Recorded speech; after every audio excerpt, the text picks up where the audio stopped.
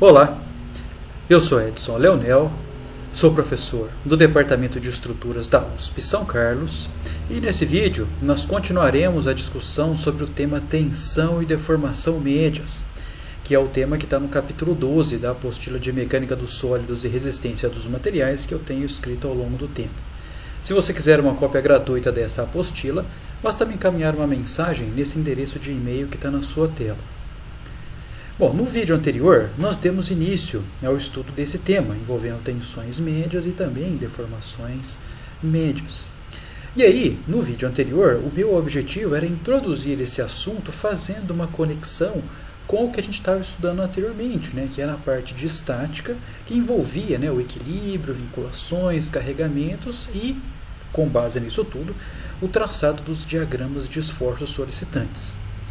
Quando nós passamos para a análise mecânico-material da estrutura como um todo, o traçado dos diagramas de esforços solicitantes eles são de grande importância, são de fundamental importância, porque é através desses diagramas que nós conseguimos identificar as porções materiais mais solicitadas da estrutura, onde atuam as maiores forças cortantes, os maiores momentos fletores, as maiores forças normais, os maiores momentos de torção, etc.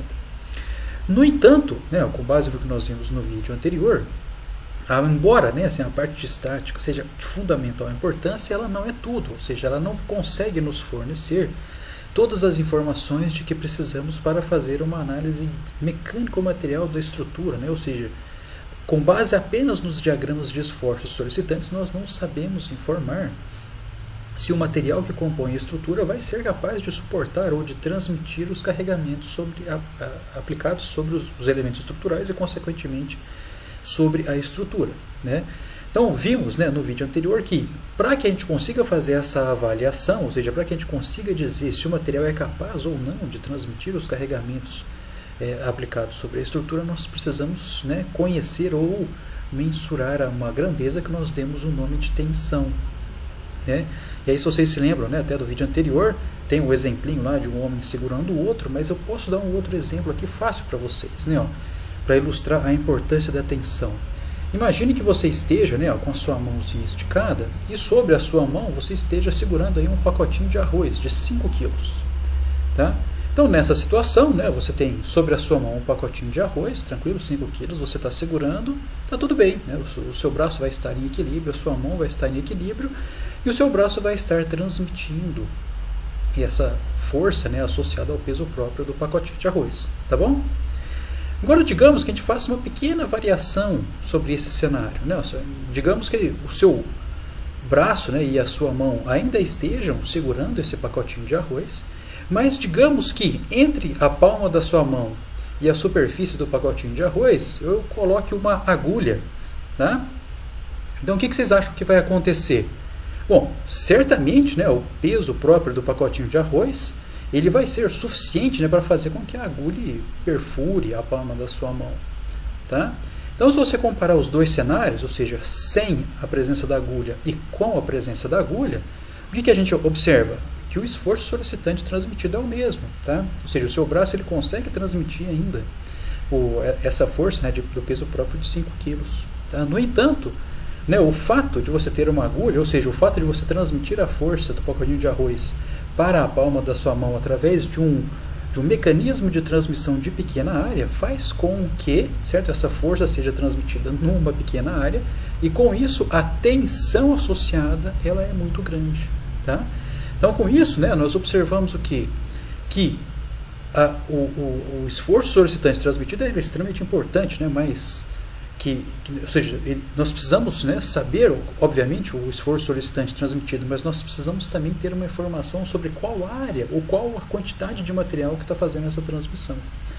Tá bom? Então aqui tem uma figurinha que também estava lá no slide anterior, de que se nós tivermos uma barrinha tracionada aí, com base em duas forças F e nós seccionarmos essa barrinha através de um plano alfa, nós vimos que vai surgir nesse plano de corte virtual aqui a força normal ou a força interna, que surge justamente para restaurar o equilíbrio, e nós já sabemos que quem transmite essa força interna ou mais genericamente falando, todos os esforços solicitantes são os pontos materiais que compõem a estrutura. Tá? Só que através dessa representação aqui, ó, onde nós exclusivamente ilustramos a presença das forças internas ou dos esforços solicitantes, nós conseguimos, né, claramente identificar que não é apenas um pontinho pertencente aqui à seção transversal dessa barrinha que está fazendo a transmissão dessa força. Né? Quem faz essa transmissão de força aqui, ó, são todos os pontos materiais que compõem a seção transversal dessa barrinha. Tá? Então, ou seja, se eu pegar, né, a contribuição aí, ó, da interação mecânica de cada partícula que compõe o material, né, se eu somar essas contribuições, elas vão resultar aqui nessa força normal ou no esforço interno. Tá bom?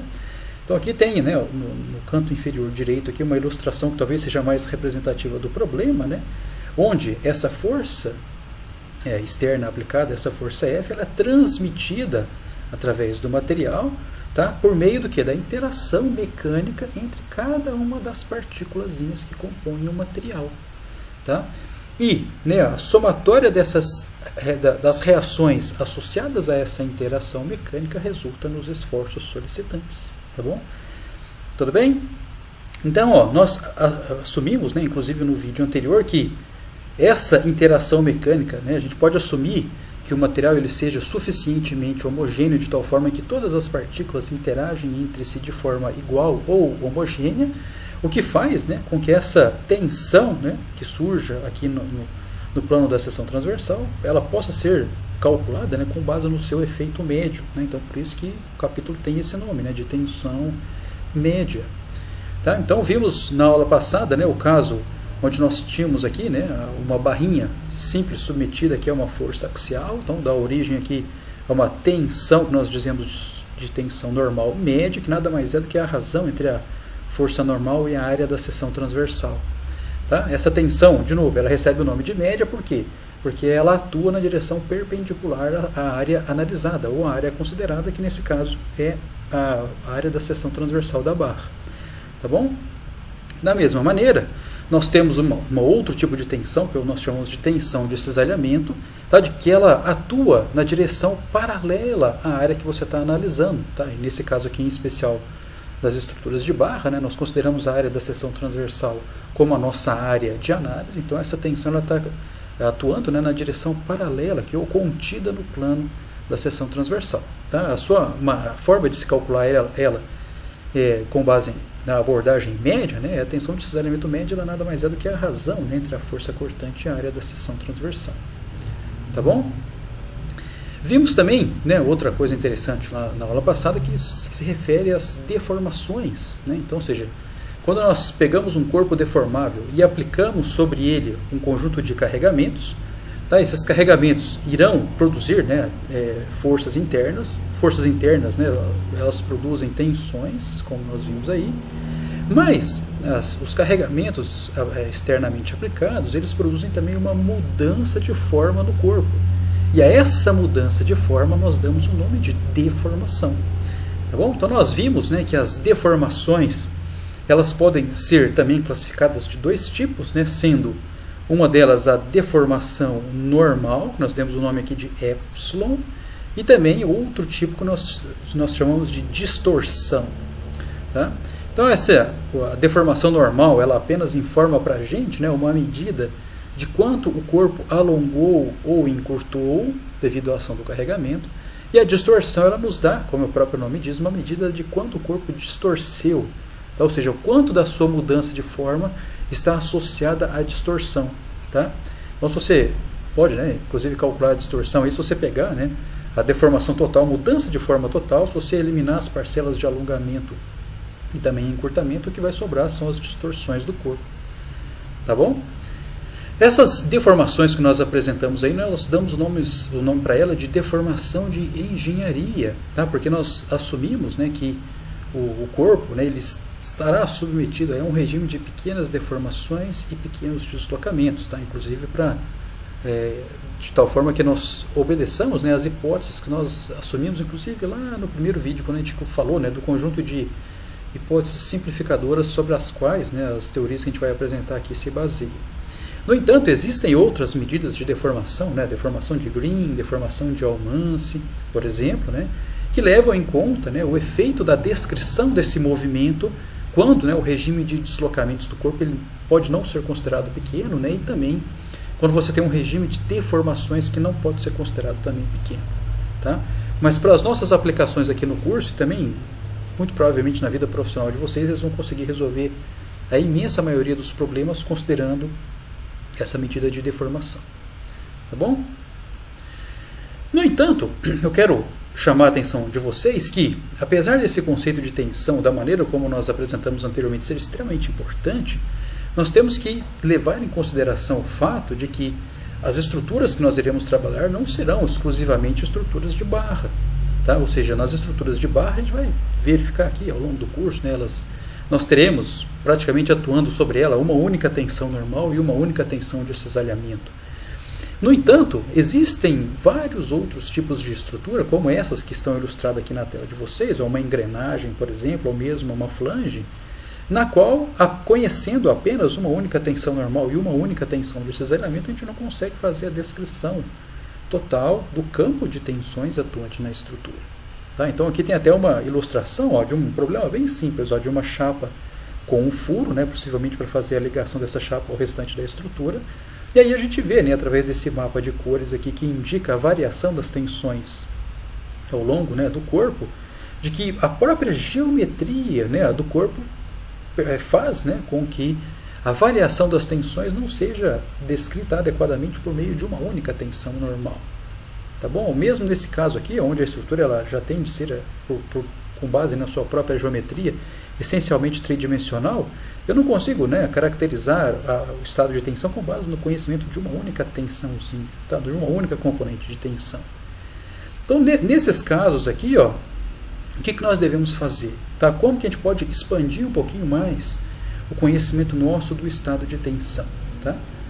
Simples, né? Ó, nessa situação, basta, né, que a gente se aprofunde um pouquinho mais no conhecimento aí do estado de tensão e consiga, né, fazer a descrição, certo, da interação mecânica entre os microcomponentes do material, considerando, né, a sua interação, mas essencialmente no contexto tridimensional.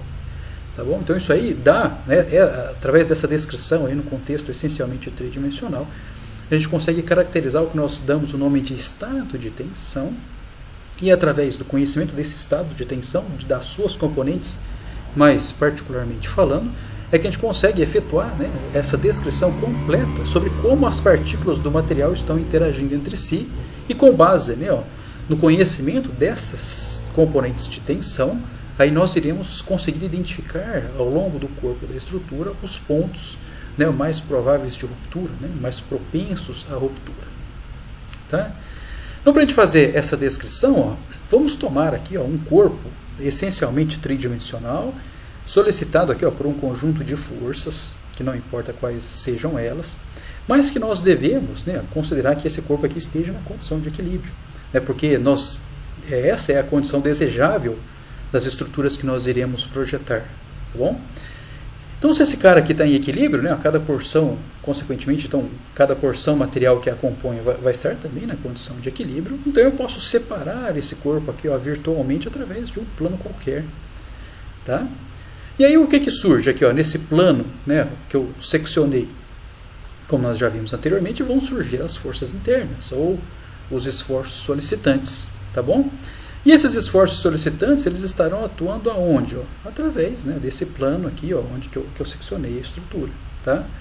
Então, no caso tridimensional, devido à complexidade da própria geometria envolvida, né, ó, nós teremos aqui as reações, né, ou as forças internas atuantes aí, ó, né, nas diversas direções. Né? E aí nós podemos, através dessa ilustração aqui, ó, definir, né, o que seria uma definição, inclusive mais formal, de tensão. Se eu tomar aqui, ó, um pontinho P que compõe a seção transversal dessa estrutura, né, esse plano aí que eu seccionei a estrutura, eu posso definir a tensão nesse pontinho P como o limite, né, desse ΔF sobre ΔA, onde ΔF é a forcinha transmitida por esse ponto, no limite onde esse ΔA tende para zero. Tá? Aí você fala para mim, puxa, olha só, que definição de tensão legal, né? Então se alguém perguntar para você o que é tensão e você está meio de saco cheio, não quer explicar o que é tensão, você fala, tensão é o limite de ΔF sobre ΔA quando ΔA tende para zero. E pronto, acabou, a conversa está encerrada. Tá? Mas aí, a gente sabe que essa explicação aqui funciona, mas a gente sempre quer um pouquinho mais, né? A gente quer entender o que essa relação significa, né? Porque não adianta nada a gente saber as relações matemáticas, etc., se a gente não conseguir enxergar o que elas significam mecanicamente. Né? Como o nosso curso aqui é de engenharia, nós precisamos entender isso aqui, tá? Porque senão não faz sentido a gente aplicar as equações simplesmente por aplicar. Nós temos que enxergar qual que é a mecânica que ela está descrevendo. Tá? Então, o que essa definição aqui de tensão, no fundo, está dizendo para a gente é que no limite onde esse ΔA tende para zero, certo? Ou seja, esse pedacinho aqui, dessa seção que eu cortei, ele tende para zero, esse cara, no fundo, tende para um ponto. Você concorda comigo? Onde esse ΔA tende para zero, eu estou calculando aqui qual seria a forçazinha transmitida por um pontinho.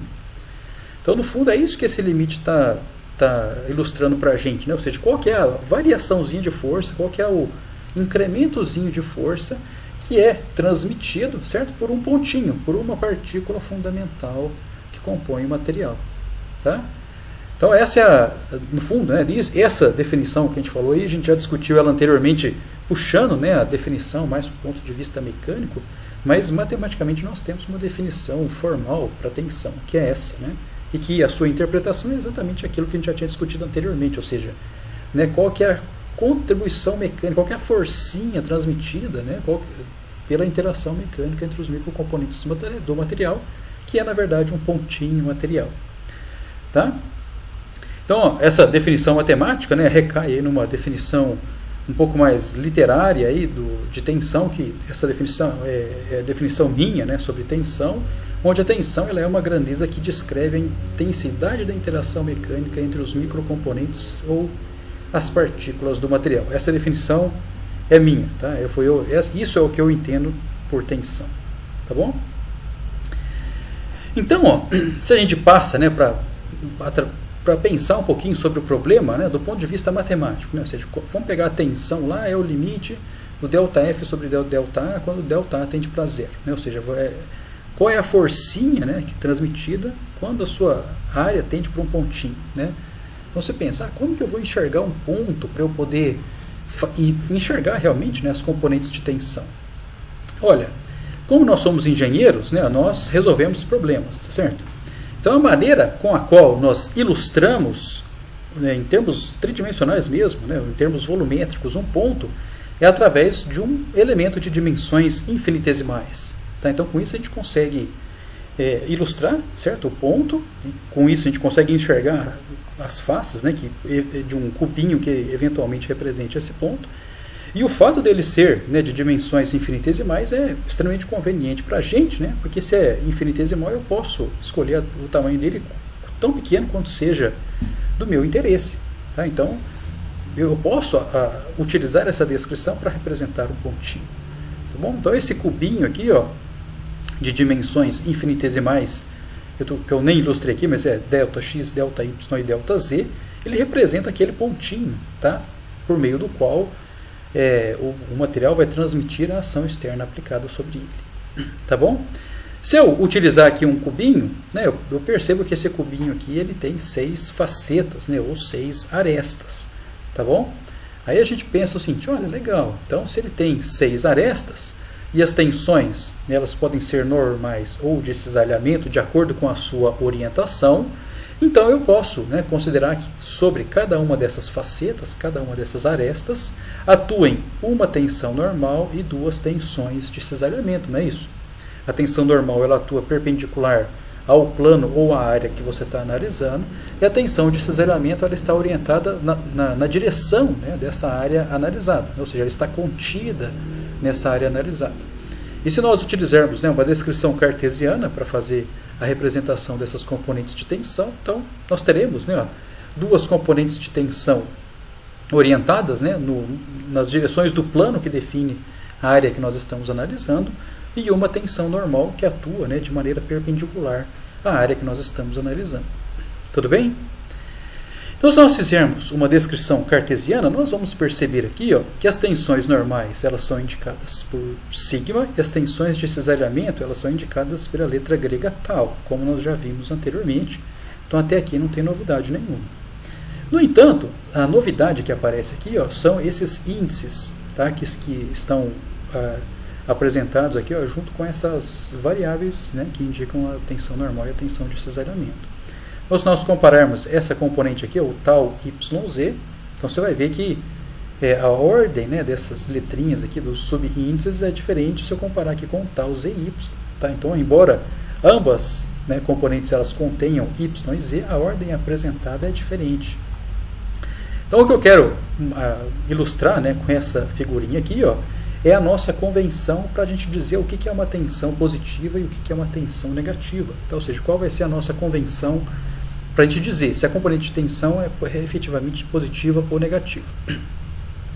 No caso de tensão normal, essa convenção ela é muito simples, né, porque ela segue aquela convenção de tensão normal ou mesmo de força normal que nós apresentamos lá no estudo dos elementos de barra simples, né? Então, no caso de tensão normal, a tensão ela vai ser positiva se ela tende a alongar o corpo e ela vai ser positiva se ela tende a comprimir o corpo. Então, até aí tranquilo, né? Segue a convenção lá da força normal, tá bom? Agora, como que a gente vai dizer se uma tensão de cisalhamento ela é positiva ou negativa? Tá? Então, por isso que a gente adiciona esses dois índices aqui, tá bom? Então, a convenção que a gente adota para descrever essas componentes de tensão de cisalhamento é a seguinte, o primeiro índice que aparece aqui junto com a letra, ele vai indicar a direção do vetor normal ao plano no qual a tensão de cisalhamento atua. Tá bom? Então, repetindo, o primeiro índice ele faz referência ao sentido de atuação do vetor normal ao plano onde a tensão de cisalhamento atua. Então, se a gente parar para olhar aqui, esse plano aqui, ilustrado em cinza um pouquinho mais escuro, o vetor normal ao plano está orientado na direção de y. Então, nesse caso, os primeiros índices são y. Tá?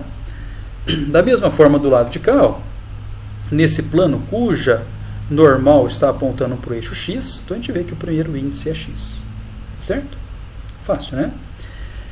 O segundo índice, ele faz menção, ele faz referência ao sentido ou à orientação da tensão. Tá? Então, essa tensão de cisalhamento aqui, o tau YZ, está vendo que o segundo índice é o Z? Então, ela está orientada aqui na direção do eixo Z. Enquanto essa segunda aqui, o tau YX, ela está orientada na direção de X. Tudo bem? Tranquilo? Então, como que nós poderíamos fazer essa descrição? Se eu falar o que é um tau YZ, né? O que a gente tem que bater o olho, né? Você já ouviu essas palavras, o que a gente tem que idealizar? Olha, tau YZ. Bom, tau YZ é uma tensão de cisalhamento, né? Porque é tau. Ela YZ, então ela atua num plano no qual o vetor normal atua na direção de Y, e além disso, ela está orientada na direção de Z, né? Por causa do indicativo aqui do segundo índice. Tá bom? Tranquilo até aqui? Joia. As tensões de cisalhamento elas serão positivas ou negativas de acordo com um sinalzinho que nós vamos atribuir para essas duas variáveis aqui, tá bom? Então, olha só, se o vetor normal ao plano no qual a tensão de cisalhamento atua estiver apontando para o sentido positivo do eixo, nós vamos atribuir um sinalzinho para esse cara aqui como positivo. Tá bom? Então, se a tensão de cisalhamento atua num plano cujo vetor normal aponta para o sentido positivo do eixo, tá? E tanto faz, seja x, y, z, se ele atua no sentido positivo do eixo, nós daremos um sinalzinho positivo para ele. Se ele aponta no sentido negativo, daremos um sinalzinho negativo para ele. Tá bom? Além disso, se a tensão, né, agora associada ao segundo índice aqui, se a tensão de cisalhamento, se ela estiver apontando ou se ela estiver orientada no sentido positivo do eixo, nós daremos a ela também um sinalzinho positivo. Tá bom? Por outro lado, né, se a tensão de cisalhamento ela estiver orientada no sentido negativo do eixo, daremos um sinalzinho negativo para ela. Tá bom? Agora, se atribuímos, com base nessa descrição aqui, sinaizinhos positivo e negativo para o primeiro índice, e sinaizinhos positivo e negativo para o segundo índice. Então, como que eu faço, né? Através do conhecimento desses sinaizinhos aí, ó, como que eu faço para saber se a tensão resultante é positiva ou negativa? Simples. A gente usa aquela regrinha da multiplicação, lembra? Positivo com positivo dá um número positivo. Negativo multiplicando negativo também dá um número positivo. E se eles tiverem sinais contrários, aí sim, né, eu tenho um negativo, concorda? Então aqui é a mesma coisa. Ó. Essas tensões ilustradas aqui, ó, nessa figura, elas são todas positivas. Olha só. Se eu pegar essa componente aqui, ó, esse tal YZ, o vetor normal, certo? Orientado aí no plano no qual ela atua, está apontando no sentido positivo de Y. Tá? Então isso para a gente é mais, lembra? Né? Ou seja, o sinalzinho associado ao primeiro índice. Se o vetor normal aponta no sentido positivo do eixo, então isso é positivo. Tá? Além disso, essa tensão de cisalhamento está orientada no sentido positivo de Z. Então também é positivo. Tá bom? Então nesse caso aqui os dois são positivos, então a tensão resultante ela é positiva, tá bom? Aí você fala, mas e lá no lado oposto? Olha, vamos analisar o que aconteceria com essa tensãozinha aqui, ó, que seria o oposto dessa tensão tal, YZ, mas lá nesse lado que está oculto, ó, tá? A gente vê que seria esse carinha aqui, ó, com a setinha aqui indicada no sentido de Z negativo, tá bom? Bom, essa tensão aqui, ó, ela atua num plano cujo vetor normal aponta no sentido negativo de Y. Tá bom? Então o sinalzinho para o primeiro índice é negativo. Além disso, essa tensão de cisalhamento ela está orientada no sentido negativo de Z, ou seja, negativo também para o segundo índice. Então, por meio da nossa regrinha, negativo com negativo dá positivo. Então essa tensão aqui também ela é positiva. Tudo bem? Tranquilo com relação a essa convenção? Legal. Muito bem. Então, com base, né, nessa descrição das componentes de tensão, né, que atuam num ponto material, a gente percebe, né, ó, que esse cubinho aí ele tem 6 faces. Sobre cada uma das faces nós temos 3 componentes de tensão. Então, a princípio, eu teria que conhecer, né, 18 componentes de tensão para eu fazer a descrição, né, de todas essas componentes que atuam em um dado ponto material. No entanto, a gente consegue, né, através da imposição das condições de equilíbrio, fazer uma associação entre essas componentes de tensão. Tá? Então, ou seja, nós precisamos conhecer essas 18 componentes, tá? Mas o que acontece é que essas 18 componentes atendem, né, a uma relação de equilíbrio entre si. Tá? Então basta, ou seja, a gente consegue, né, apenas com o conhecimento de uma parte delas, através, né, das relações de equilíbrio, inferir qual que é o valor das componentes de tensão atuantes nos outros planos. Tá? Então o que a gente vai fazer aqui na sequência é impor essas condições de equilíbrio para fazer essas associações, tá, entre as componentes de tensão. A primeira delas, né, a primeira relação que a gente vai fazer se refere às componentes de tensão normal. Então, o que a gente vai fazer? Então, a gente vai pegar aqui o estado de tensão descrito, né, pelas suas 18 componentes e nós vamos utilizar o princípio da superposição de efeitos para analisar o que aconteceria nesse corpo aqui, ó, se apenas as tensões normais estivessem atuando. Tá? Então, você pensa o seguinte, olha, se um estado de tensão completo tem que estar em equilíbrio, as porções individuais têm que estar também em equilíbrio. Então, ou seja, as porções de tensão que os compõem tem que estar também na condição de equilíbrio. Tá? Então, se eu tomar aqui, ó, o corpo, né, como um todo, ou seja, o corpo representado por esse cubinho aqui, se ele precisa atender às condições de equilíbrio se ele estiver atuando sobre ele apenas as tensões normais ou apenas as tensões de cisalhamento. Tá bom? Então, eu ilustro aqui, ó, do lado direito aqui, o mesmo cubinho, mas atuando sobre ele apenas as tensões normais, nas direções x, y e z. Tá? Então temos aqui as tensões σx, σy e σz, e também nas direções aqui, nas direções ocultas, né, ou nas direções onde atuariam, né, os eixos negativos de coordenadas, eu coloco aqui o σy', σz' e σx'. Tá? Então, se esse carinha está em equilíbrio, o somatório das forças nele tem que dar 0, concorda? Então, vamos lá. Ó. Se eu fizer a somatória de forças em x igual a 0, Então, ó, eu calculo qual é a força equivalente a essa tensão fazendo o quê? Usando aquele conceito de tensão normal média, né? Se esse corpo ele tem dimensões infinitesimais, então ele pode ser tão pequeno quanto seja do meu interesse, então eu posso assumir que essa tensão ela esteja uniformemente distribuída nessa faceta, tá? Então, para isso, para eu calcular essa força equivalente, eu faço o quê? Sigma x, delta y, delta z, né, que é a área da faceta na qual ele atua, menos o sigma x', delta y, delta z igual a zero. Então, esses diferenciais de área cancelam, então eu descubro, né, que o sigma x tem que ser igual ao sigma x' para dar equilíbrio.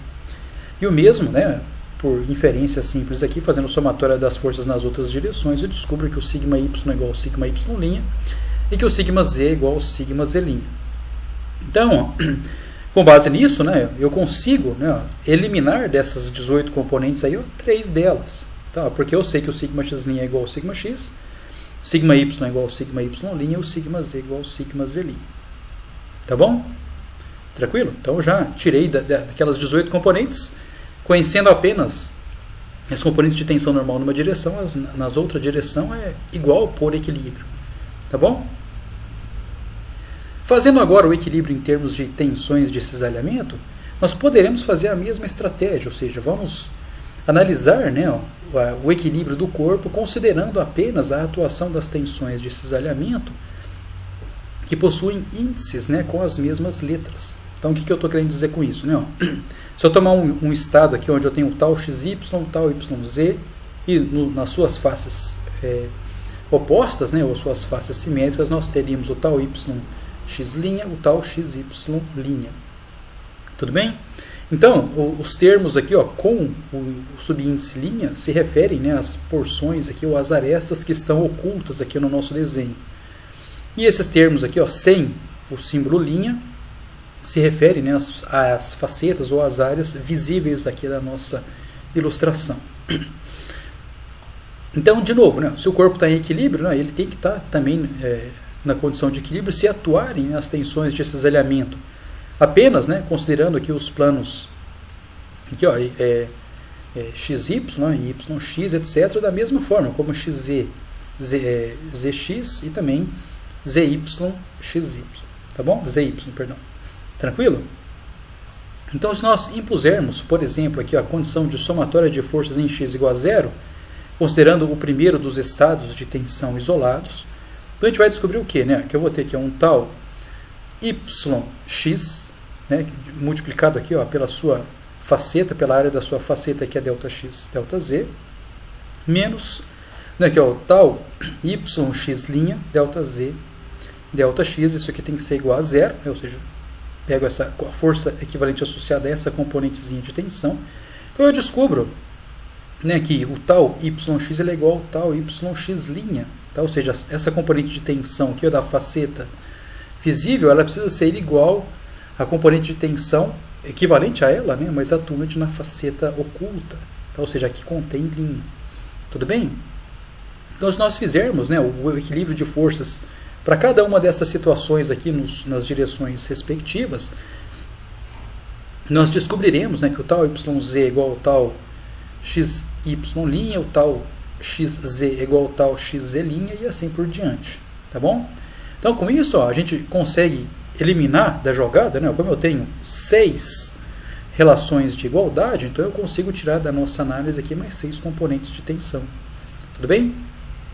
Então, naquelas 18 componentes de tensão inicialmente desconhecidas, através do equilíbrio de tensões normais, as desconhecidas, né, caem de 3, né, ou seja, elas caem de 18 para 15, e agora, né, aquelas 15 elas caem de 6, né, ou seja, elas caem para 9. Tá bom? No entanto, existe ainda uma relação de equilíbrio que nós não aplicamos ainda, que é o equilíbrio de momentos, que nós vamos fazer agora. Tá? Então, se nós fizermos aqui o equilíbrio de momentos, tá? De novo, né, considerando aqueles cenários de atuações isoladas das tensões de cisalhamento em planos particulares, então vamos impor o equilíbrio de momentos nesses caras aqui, ó, tá? E em particular nesse primeiro cenário aqui onde atuam, né, o tal XY, o tal YX, tal YX' e o tal XY'. Tá? Então vamos lá. Então, se eu pegar aqui a contribuição, se quiser somar, né, o momento aqui em relação ao centro de gravidade desse cubinho, né, então o que eu faço? Né? Calculo a força equivalente associado a essa tensão e multiplico pelo bracinho de alavanca, né? Então eu vou ter quem aqui, ó? Eu vou ter um tal XY vezes ΔY ΔZ, que me dá a força equivalente associada a esse carinha aqui, vezes o ΔX sobre 2, tá? Que é o bracinho de alavanca, tudo bem? Então esse cara aqui, se a gente fizer, né, a regra da mão direita, ele vai resultar para a gente um vetor momento que atua na direção de Z positivo, tá bom? O mesmo vale aqui para o tal XY'. Se eu fizer, né, ele aqui, pego o tal XY', multiplico por ΔY ΔZ, vezes ΔX sobre 2, tem o componente de momento associado a ele. Tá certo? E aí, por fim, calculo quais seriam, né, as contribuições de momento associadas às tensões desses elementos tal YX e tal YX'. Que para isso, né, basta que a gente multiplique aí pelas diferenciais ΔX e ΔZ para calcular a diferencial diária, ΔY sobre 2 para encontrar, né, qual seria o diferencial aí de braço de alavanca, né, e fazendo a regra da mão direita a gente descobre que o momento associado a essas duas tensões é negativo, ou seja, o polegar aqui ele aponta para o sentido negativo de Z, certo? Então quando a gente faz essa continha aqui, né, o diferencial de volume sobre 2 de todas as parcelas se cancela, então eu descubro, né, que o tal XY mais tal XY' menos tal YX menos tal YX', a somatória disso aqui tem que dar 0, mas do equilíbrio anterior, o que a gente já tinha feito, né, já tinha descoberto que o tal XY ele é igual ao tal XY', tá? Então com isso eu posso substituir os termos com linha, né, pelos sem linha, né, por meio do equilíbrio de forças que nós fizemos no slide anterior. Então, através dessa relaçãozinha aqui, a gente descobre, né, que o tal XY ele tem que ser igual ao tal YX. Tá bom? Tranquilo até aqui? Legal isso aqui, né? Então, se a gente fizer o equilíbrio para os demais elementos aqui, para os demais cubinhos, né, para os demais elementos de dimensões infinitesimais, nós descobriremos que o tal XZ é igual ao tal ZX e que o tal YZ é igual ao tal ZY. Tá bom? Então, com isso, a gente consegue reduzir, né, aquelas desconhecidas, né, que estavam em 9, a gente consegue 9 menos 3, né, reduz de 3, basta que a gente conheça 6 componentes de tensão para a gente caracterizar o estado de tensão num ponto. Tá bom? Fácil até aqui? Então, a maneira com a qual nós ilustramos as tensões é através de algo que nós chamamos de tensor. Tá bom? É um tensor de tensões. Tá? Então, apesar dessa representação aqui, que está mostrado na tela de vocês, ela parecer uma matriz, isso aqui não é uma matriz, tá bom? Isso aqui é o que nós chamamos de tensor, tá certo? E aí basta que a gente posicione, né, as componentes aqui de tensão que nós discutimos anteriormente, né, de forma organizada, né? Assim, na primeira linha são todas as componentes, né, que possuem o vetor normal orientado na direção de x, a segunda, né, seria na direção de y, mas por causa, né, do equilíbrio, tal XY é igual ao tal YX, e a terceira aqui seriam as componentes de tensão orientadas na direção de Z. Tá? Mas, de novo, né, devido àquele equilíbrio que nós já mostramos, né, o tal YZ é igual ao tal ZY, então basta que eu indique apenas uma delas. Né, e a mesma coisa para cá, o tal ZX é igual ao tal XZ. Tá bom? Então, para eu caracterizar o estado de tensão, basta que eu conheça, né, ou a diagonal superior ou a diagonal inferior, né, a parte triangular, na verdade, né, inferior ou a parte triangular superior desse tensor aqui. Tá? Tudo bem? Então, o tensor, como já mencionei aqui, esse cara não é uma matriz, tá? Enfatizo de novo, esse cara é um tensor. O tensor ele possui, né, assim, operações específicas e possibilita interpretações específicas para a gente. Tá bom? Então, se eu quiser multiplicar, só dando um exemplo, né, se eu quiser multiplicar duas matrizes, né, o que a gente faz? É linha por coluna, não é isso que a gente faz, né? No caso de tensor, se eu quiser multiplicar dois tensores, a operação não é essa, tá? Não é simplesmente multiplicar linha por coluna. Tá?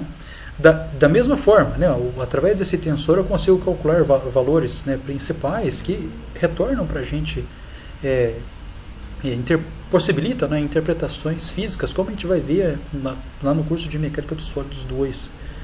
Tá bom? Então esse cara que está mostrado aí ele é um tensor. Tá? O tensor ele nada mais é do que uma generalização, né, de vetores e matrizes. Então se nós pegássemos, por exemplo, né, e subindo de complexidade, né, então nós teríamos um número, né, um escalarzinho, depois acima do número teríamos um vetor, Acima do vetor, uma matriz, acima da matriz teríamos aí o tensor.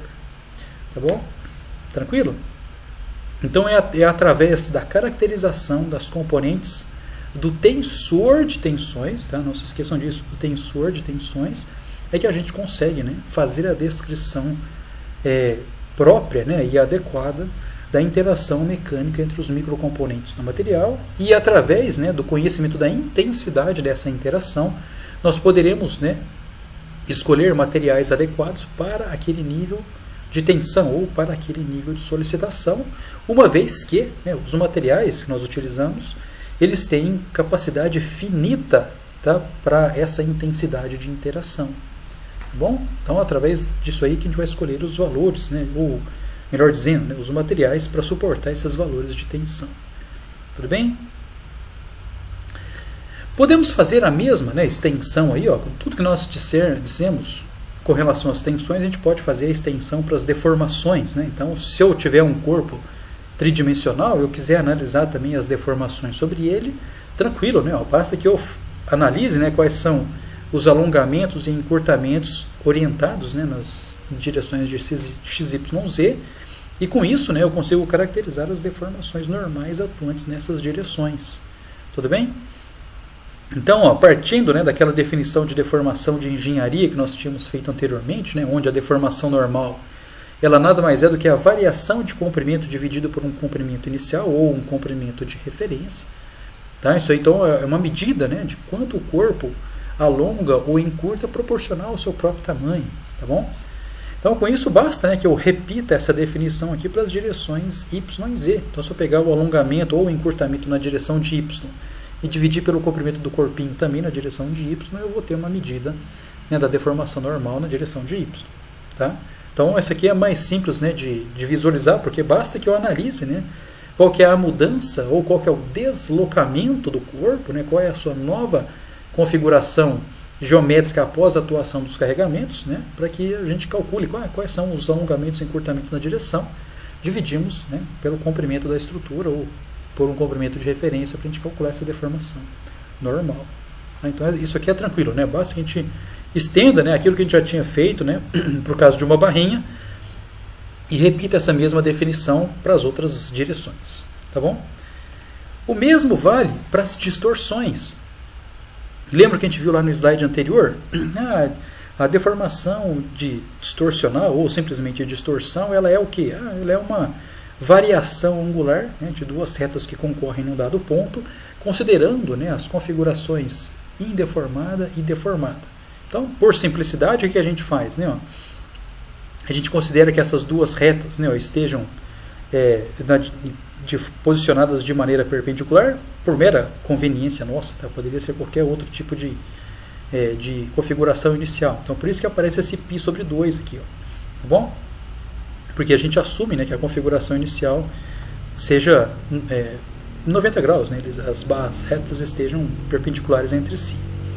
Se após a atuação dos carregamentos, esse corpinho aqui, ó, ele ficar posicionado, como ilustrar essas retas tracejadas aqui, então o ângulo que essas duas retas fazem, né, após a configuração deformada, é esse ângulo interno, que nós usualmente chamamos ele de θ. Tá? Então, se eu pegar o π sobre 2 menos esse ângulo interno que é θ, vai me dar a distorção. Tá bom? Lembrando que a distorção, então, nada mais é do que o quê? Né? Esse ângulo aqui, ó, que eu estou chamando aqui de γ xy sobre 2, mais esse outro aqui, que é o γ xy sobre 2. Né? Somando os dois, vai me dar o γ. Tudo bem? Então, essa distorção que está ilustrada aí, ó, ela é uma distorção que se faz referência a um plano particular. Tá bom? Então eu posso calcular uma distorção no plano XY, uma outra distorção no plano XZ e uma outra distorção no plano YZ. Tá bom? Então com isso, né, eu tenho, nesse caso, né, 3 componentes de distorção que se referem, né, a cada um dos planos particulares, né, da nossa análise, e em particular no caso cartesiano seriam eles, né, o XY, XZ, YZ. Tá bom? Existe também, né, assim, uma maneira de se... apenas é nomenclatura isso aqui, né, mas vale a pena ilustrar. Eu chamar isso aqui de semidistorção, tá, que é indicado pela letra epsilon mas aí eu tenho os dois índices, né, o x, y, que fazem menção ao plano no qual a semidistorção atua. E ela nada mais é do que a própria distorção total sobre 2, né? Tudo bem? Então o que está ilustrado nessa figura aqui, ó, esse cara que seria o gama xy sobre 2, ele é o próprio epsilon xy. Da mesma forma aqui, ó. Então esse carinha aqui é um epsilon xy e esse outro também é um epsilon xy. Tudo bem? Então, no caso de deformações, é um pouco mais intuitivo para a gente, né? Porque basta que a gente calcule, né, com base na configuração deformada do corpo, em sua configuração final, quais foram, né, os alongamentos e encurtamentos nas direções x, y e z. Então, com isso, a gente consegue determinar as deformações normais. E depois, as distorções nos 3 planos, né? E com isso, a gente consegue atribuir as 3 distorções. De forma similar, né, nós organizamos ou representamos as componentes de deformação através de um tensor, tá? Da mesma maneira com que as tensões, tá bom? Então as tensões e também nesse caso aqui as deformações, elas são grandezas tensoriais, tá bom? Esse é o termo correto. Aí você fala, mas por que disso? Olha, lembra lá quando nós fizemos o equilíbrio das tensões? Por que eu não peguei simplesmente a tensão que atuava, né, na faceta do corpinho? Porque aqui o equilíbrio, né, de forças, equilíbrio de forças é um equilíbrio vetorial. Tá? Então, através daquela componentezinha de tensão que é tensorial, eu multiplico pela área e eu obtenho o quê? Uma componente de força, né? E aí sim, a força, aí sim ela é uma grandeza vetorial, eu posso impor o equilíbrio, tá bom? No caso das deformações é a mesma coisa, as deformações, assim como as tensões, são grandezas tensoriais, tá certo? Então a maneira mais comum que nós utilizamos para representar as deformações é como está mostrado aqui embaixo, onde nós posicionamos, né, a deformação normal e em seguida, né, as distorções, tá bom? As distorções totais, né, ou seja, o próprio gama. Então essa é a representação usual nossa. No entanto, pode ser que exista, né, ou alguns exercícios que talvez vocês venham a fazer, onde a representação do estado de deformação é dado por esse cara aqui de cima, tá? Onde as componentes de deformação são dadas, né, pela sua semidistorção, tá? Ou seja, o tensor ele é caracterizado dessa maneira aqui, ó, por meio dos epsilons, né? Então nós temos aqui as deformações normais representadas, né, da maneira como nós já apresentamos, mas as distorções elas são dadas pelas suas semidistorções, né? Então são os epsilonzinhos aqui, ó. Tá? Então essa nomenclatura aqui ela é interessante se você for utilizar a notação indicial. Então pode ser que esse cara aqui seja mais conveniente para as manipulações, tá bom? No entanto, para o nosso caso aqui e também para as aplicações de engenharia de uma maneira geral, é mais comum, né, a gente representar o tensor de deformações dessa maneira aqui, né? Ou seja, por meio da própria distorção e não através da sua semidistorção. Tá bom? Tranquilo? Beleza. Então, para a gente concluir aqui, ó, tá, esse slide, esse vídeo aqui, tudo que nós discutimos aqui, ó, tem o objetivo de dizer o quê? De passar qual mensagem? De que o estado de tensão e também o estado de deformação, eles são grandezas tensoriais e que eles são, né, descritos por meio das suas componentes. Tá? E a gente consegue, né, ó, caracterizar esses estados, né, tanto de tensão quanto de deformação, através de componentes que seriam, né, no caso de tensão, 3 tensões normais e 3 tensões de cisalhamento, ou seja, através de 6 componentes. E no caso de deformações é de maneira similar. Tá? Eu consigo caracterizar a deformação num dado ponto, o estado de deformação num dado ponto, através de 3 componentes de deformação normal e através das distorções que acontecem, né, nos planos, nesse caso, como a gente está fazendo a descrição cartesiana, nos planos XY, YZ e XZ. Tá bom? Quero, né, enfatizar o seguinte, ó, que nós vamos voltar a esses dois assuntos, né, com mais profundidade, né, lá em Mecânica dos Sólidos 2, e nós discutiremos esse assunto nos capítulos 23 e 24. A gente vai voltar nisso aqui. Tá bom? Mas por enquanto aqui, ó, para o que nós vamos precisar de Mecânica dos Sólidos 1, nós vamos, né, sim, particularmente falando, descrever, né, ou tratar de problemas de barra, tá? Apenas. Então, nesse caso, né, basta que a gente conheça, né, a definição de uma tensão normal e de uma tensão de cisalhamento, porque os problemas que a gente vai tratar, essas tensões elas atuam, né, de forma separada, ou em poucos problemas que a gente vai tratar aqui no curso elas atuam conjuntamente, tá? Ou seja, serão muitos casos onde eu teria apenas uma única tensão normal ou uma única tensão de cisalhamento. Em alguns casos nós teremos a atuação das duas, sendo que eu terei apenas, né, uma tensão normal e uma única tensão de cisalhamento, tá bom? Então, apesar disso, né, eu fiz questão de apresentar esse vídeo para que vocês tenham, né, assim, já em mente de que esse problema ele é bem mais complexo, ele é bem mais amplo, tá? Então, ou seja, o problema da gente tratar isso aqui, a gente tem que ter noção de que ele é bem mais amplo, mas que nesse momento a gente vai trabalhar nos problemas pequenininhos, tá? Para a gente ganhar habilidade aí no conhecimento, né, da mecânica dos sólidos. Bom, enquanto isso, né, eu peço que vocês já leiam a apostila, o capítulo 12, para amadurecer esse conteúdo, resolvam, né, os exercícios da lista e volto com vocês no próximo vídeo, tá?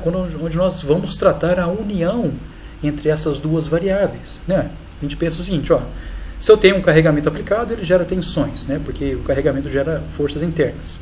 Mas ao mesmo tempo que esse carregamento gera tensões, ele gera também mudanças no corpo, tá? Será que existe algo que conecta os dois? Né? Isso é o que a gente vai discutir na nossa próxima aula, no nosso próximo vídeo. Eu espero vocês lá. Muito obrigado. Grande abraço.